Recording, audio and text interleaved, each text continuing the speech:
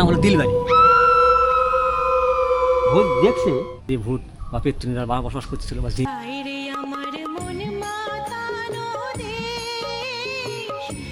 একটা নাম যেটা শুনলেই কেমন যেন রহস্যের গন্ধ পাওয়া যায়, দিলবাড়ি। কিন্তু প্রশ্ন হলো, এটা কি সত্যি কোনো বাড়ি ছিল নাকি শুধু একটা গাছতলা? কেন আজও গ্রামের মানুষ এই জায়গাটিকে দিলবাড়ি নামেই চেনে? চলুন খুঁজে দেখি সেই গল্প। বরাবরের মতো আজও আমার সাথে আছে আমার বাবা এবং আমার শ্রদ্ধেয় শিক্ষক, যিনি আমার সম্পর্কে কাকা।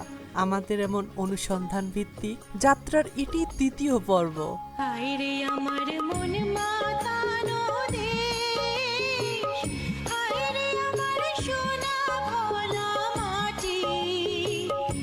আজ আমরা এসেছি বগুড়ার কমলপুর ছঘরিয়া গ্রামের সেই জায়গায় যেখানে জমির আইল ধরে হেঁটে যেতে হয়।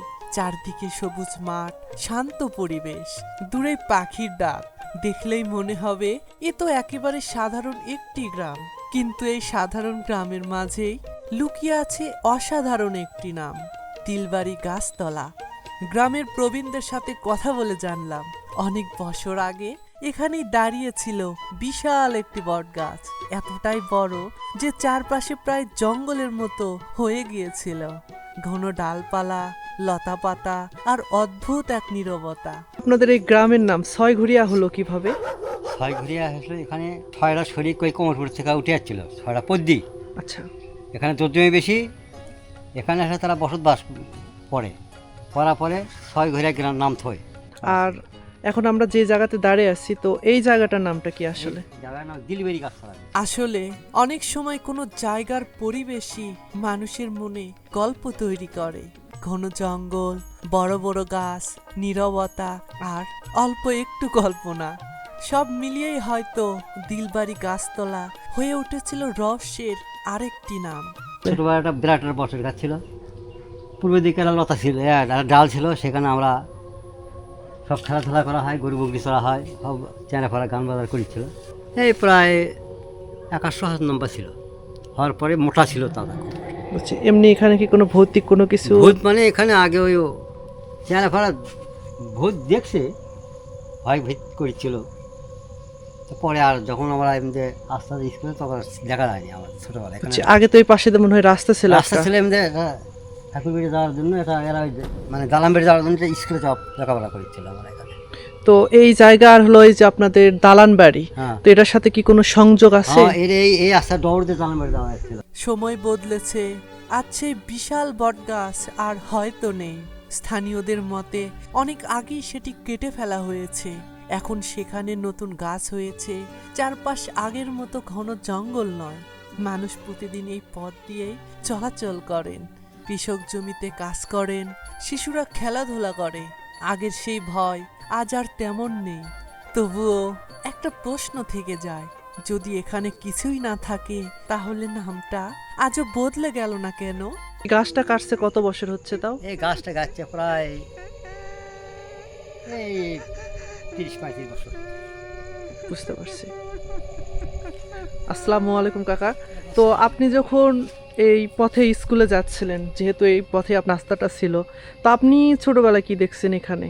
বাড়ি ঘরে গ্রামের লোক, অনেক লোক গল্প করতেছে যে অনেক লোক এই যে মানে এই দিক দিয়ে যাওয়ার সময় মাঝে মাঝে ভয় করতো এবং অনেকে যদি না পাক গায়ে যেত, তাদের নাকি সমস্যার সৃষ্টি হতো।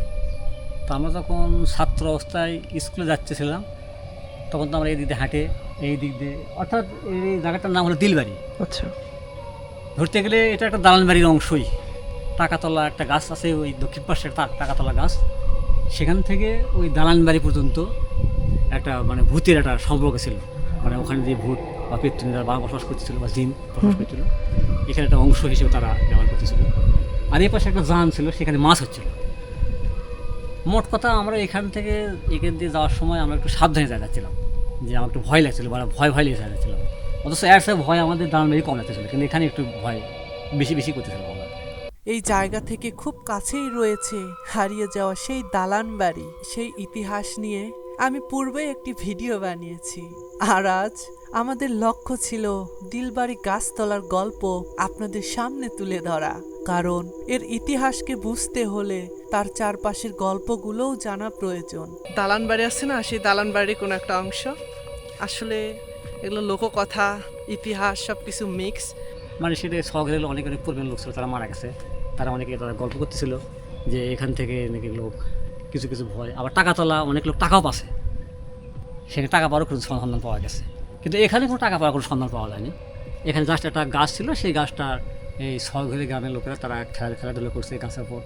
সেই গাছটা মনে হয় প্রায় 40 বছর আগে কমপক্ষে কাটা হয়ে গেছে। তারপর থেকে এখানে কোনো আমার টাট হয় না, এখানে একটা মেশিন আছে আর একটা গাছ রয়েছে আপাতত, বুঝছি। এই পর্যন্ত আছে। আচ্ছা, যখন এই গাছটা এখানে কাটা হলো, তো তার মানে যাদের গাছটা এখানে ছিল আর কি, তো তাদের পরিবার কি কোনো ক্ষতি টতি হয়েছে কখনো? তাদের পরিবারে কোনো ক্ষতি হয়নি। বুঝতে পারছি। এখন সবকিছু মিলায় এটা মানে শান্ত একটা পরিবেশ। এখন শান্ত পরিবেশ, এখানে একটা মেশিন বসে এখানে থাকার ধান ধান কোপায় থাকে, এখানে একটা সুন্দর একটা পরিবেশ বসস্থান করা হয়। বুঝছি। আচ্ছা, ধন্যবাদ। আজ এখানে দাঁড়িয়ে আমি ভয় পাইনি, কিন্তু অনুভব করেছি সময় কত দ্রুতই বদলে গেছে। এক সময় যে বিশাল বট গাছ মানুষকে ভীত করত, আজ তার জায়গায় নতুন গাছ, কিন্তু নামটা রয়ে গেছে। আর সেই নামের ভিতরেই আজও বেঁচে আছে অতীতের সেই গল্প। এমন হারিয়ে যাওয়া ইতিহাস, লোককথা আর মানুষের মুখে মুখে বেঁচে থাকা গল্পের সন্ধানেই আমরা আবারও ফিরব নতুন কোনো অজানা জায়গায়। আমি পিউ ভোলক, দেখা হবে পরবর্তী ভিডিওতে। আল্লাহ হাফেজ।